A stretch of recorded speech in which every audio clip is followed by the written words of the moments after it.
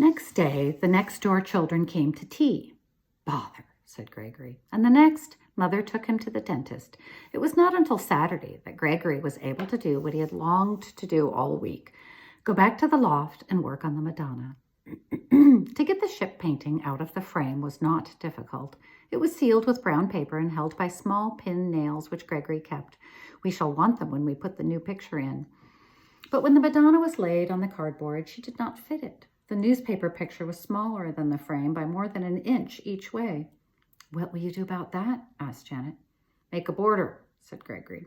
He said it without thinking, then saw that it was exactly what he would have to do. A border of what? Asked Janet, but Gregory pushed the thought aside. He had enough to think of now, and he wished Janet would not ask questions. He wanted to be more and more silent as he grew more and more interested. He had cut an oblong of the stiff white paper, the same size as the cardboard, and pinned this new sheet to the slant of his table. It was on this oblong that he would build up his picture. The newspaper one he pinned beside him on the flat.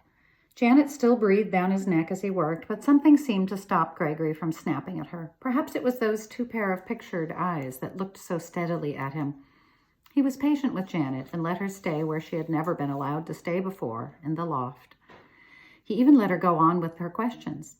What will you do about the hands? Cut them out and stick them over the clothes? Will you give them hair, real hair? I don't know, said Gregory. What will you? But Gregory, for the moment, had finished. Come and look for pieces of cloth, he said. The right pieces were difficult to find. Gregory was fussy, but it seemed the picture was more fussy because everything they tried somehow did not fit. Gregory went through the rag bag, but there were no bits of silk or velvet or brocade. The nearest was some green velveteen from Janet's party frock. The rest were scraps of striped flannel from old pajamas, pieces of linen from worn-out pillowcases or handkerchiefs, colored cottons from summer dresses. Also ordinary, Gregory said disgustedly. We're an ordinary family, said Janet. She was getting tired of Gregory's fussiness, and besides, to her, the green velveteen would have done perfectly well for the cloak, with a pretty piece of pink cotton for the baby. You want scraps from queens and princesses, she said indignantly, and stopped.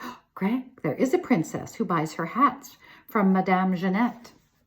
Madame Jeanette? You know, who makes Mother's hats. She's always telling Mother about her precious princess. She bought this, she tried on that. Janet mimicked an old French woman. The princess ordered 10 hats when she went to America. Well, asked Gregory, as if to say, what is this to do with the picture? Once, when I went with Mother, Madame Jeanette gave me a piece of ribbon, all embroidered with roses. She said it was for my dolls. Her shop is only in the Crescent. She might give us scraps. Go and ask her, commanded Gregory. I wouldn't dare, said Janet. She's frightening, like an old witch. Besides, today's Saturday. She's shut. And she'll be shut tomorrow, Sunday. 2 whole days to wait, said Gregory. You must ask her on Monday. I can't. It's dancing class afternoon, said Janet, hedging. Pestering nuisance, Gregory grumbled. I can't help it. Then Janet swallowed and said, if you'll come with me, I'll ask her, but you'll have to wait till Tuesday. By Monday afternoon, though, Gregory felt he could not wait. All the weekend, he had had visions of princesses' hats in gold and silver and pearls, and when Janet had come back from school and then, escorted by Marta with her dancing shoes and hairbrush and case, had gone to her class, Gregory went up to his bedroom. To make hats for a princess sounded a little like being a court jeweler, and he would not risk making the same mistake twice. He washed his hands, scrubbed his nails, and going into Father's dressing room, slicked down his hair with Father's hair cream. He put on fresh socks and pulled them up with his garters, turning them neatly down, polished his best walking shoes until they shone. Then he folded his school muffler under his new overcoat and brushed his cap. No, Rudel, I'm not going to the gardens. Stay here, he said, as Rudel rubbed against his leg, asking to come, and Gregory let himself out the front door. At the end of the Crescent was a little row of shops, not like the shops in the high street, but smaller and obviously more expensive. A shop with old china, an upholsterer's shop that had a brocaded chair and a wheelbarrow filled with flowers in the window, a furrier's that had nothing at all but a fashion paper and a sign, and next door, Madame Jeanette's. Gregory's step grew slower and slower. To go into any shop was bad. To go into a women's shop was dreadful. In the window were 2 hats. One, in black with feathers, Gregory dismissed, but the other was blue on a gold model. If I had a bit of that blue, thought Gregory. Blue and gold, he felt, were his colors. Madame Jeanette had given Janet a ribbon. Gregory drew a deep breath and went in. The door had a jangling bell, rather like the shabby shops off the high street, and as Gregory set it jingling, a dark little old woman appeared in the shop so quickly that she might have been a cork popped from a bottle. It was a tiny room in white and moss green, and it was lined with mirrors and filled with hats. Gregory felt more and more of an interloper. What was a schoolboy doing here? Then Madame Jeanette came nearer, and he smelled a familiar smell. Madame had been eating onions, like Marta, and she had been smoking a cigarette. At once the little shop felt more homely. Nor did Madame Jeanette look grand, not at all like the lordly men in Rostov's, and not at all like someone who made hats for a princess, Gregory thought. She was dressed in black, with a darned black cardigan, wore felt slippers, and her stockings were wrinkled. On her black waist apron dangled a pincushion stuck with pins. She was also wearing a thimble. "A very unexpected customer," she said, only she said very. "I'm not a customer," said Gregory. He had taken off his cap and was scarlet to his ears. Then, "I am Gregory Thomas. You make hats for my mother." "Oh, the dear Mrs. Thomas. You have a message for me, yes?" "No," said Gregory. He did not seem to be able to get any further, but stood twisting his cap helplessly. Then, "Madame," he burst out, could you give me some bits and pieces of material left over from your princess's hats?"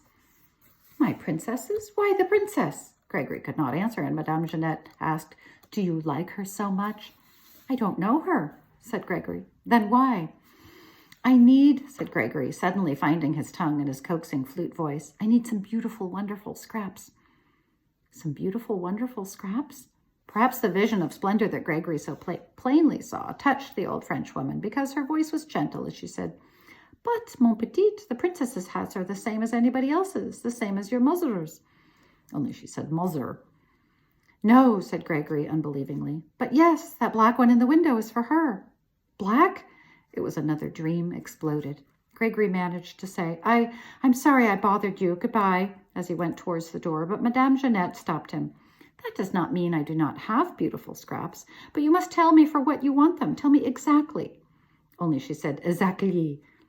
"You, a boy, do not make doll clothes, no?" "No," said Gregory, with such repugnance that she laughed.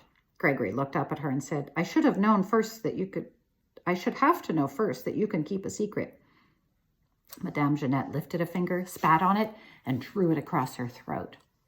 For the first time, Gregory smiled, and then he, who never, as Mother complained, told anyone anything, told Madame Jeanette about Marta, the good place, and the Kitchen Madonna. "Great heavens gracious me," said Janet. She had come back with Marta and climbed up the loft to tell Gregory to come down for tea. "Heavens gracious me!" On Gregory's table was a heap of scraps, velvet and silk and taffeta and muslin, bits of ribbon and cord, gold thread and embroidery silk, colored glass beads, odds and ends of flowers and lace. "Where did you get them?" "From Madame Jeanette." "But did you go to Madame Jeanette?" "Obviously," said Gregory. "You went to Madame Jeanette's alone?" Janet surveyed this astonishingly changed brother. "Why not?" "You spoke to her?" "How else would I get the scraps?" "But wasn't she frightening?" "Not at all. I liked her." "But you don't like people." "I like Madame Jeanette. She's a nice old bird," said Gregory carelessly. "Old bird?" Janet's voice failed her. "I have promised to show her the picture when it is finished," said Gregory. Among the scraps was a piece of blue ribbon. Blue again, thought Gregory, and this is beautiful. Madame Jeanette had said, "See the true deep blue, royal blue you call it. I have trimmed a hat of this. No, not for the princess, but a royal hat." Royal blue seemed right for a queenly cloak, and there were snippets of lace that, painted gold, would make the crowns. "Now you can get on," said Janet, but Gregory still pieced colors together, trying them against the Madonna's face and hands, then discarding them. "When are you going to find something that will do?" Janet asked, exasperated. "It mustn't do. It must be right." He was so slow that Janet almost lost interest. "You've had her more than a week and not a single thing has stuck." Gregory did not tell Janet, but his difficulty was the background. "I want it to look like the sky," he told himself over and over again, but nothing looked like the sky. Janet brought a square of pale blue velvet she had traded for at school. "I gave a pencil sharpener for it and a whole packet of peppermints," she said. And, as if she had caught Gregory's thought, added, "It's the color of the sky." But when the velvet was cut out by its template and laid around the Madonna, it did not look at all like the sky. It looked like a piece of velvet. throwing back the light, and it was far too thick. Janet almost cried with disappointment. That comes of using a newspaper picture, said Gregory. Perhaps you ought to use paper, said Janet. I know where there's a sky, she said. Where?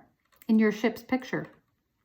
It was Gregory's turn to have his breath taken away. My ship picture? It's a beautiful sky and nice crisp paper, said Janet calmly. And the picture's not much use without the frame, is it? You might as well cut it up. But Gregory was shocked. Cut up my ship picture for Marta? Well, you've given her the frame, Janet pointed out. When Janet had gone, Gregory looked at his ship picture. He looked at it for a long time, then pinned it on his board and drew the shape of the background template on the best bit of the sky, right across the cotton wool clouds. He picked up the scissors. There was a pang when he saw the little steamer fall away onto the table, its pennant severed. But this is a more important picture, he told Rudel, who had come upstairs. Rudel had a way of knowing when Gregory was troubled, and he wrapped his tail around his paw as he sat and blinked at Gregory as if he understood. When Gregory had cut the sky to the template and fitted it around the mother and child, the pale blue painted sky with its clouds looked exactly right. They gave depth to the whole picture. It was the first right step, and almost at once he found the next. He and Janet had emptied Madame Jeanette's scraps into an old carton so they could turn them over and over and stop Rudel playing with them, said Gregory. The scraps seemed to have made Rudel behave like a kitten again. Now, as Gregory turned them over, spilling half of them on the floor, he found a piece of coral-colored cotton that he suddenly saw would make the veil of the baby's robe. He laid it beside Madame Jeanette's royal blue ribbon, and again it looked right. The blue of the mother's robe, the coral of the child, and the veil. Gregory drew a breath of satisfaction. He had begun.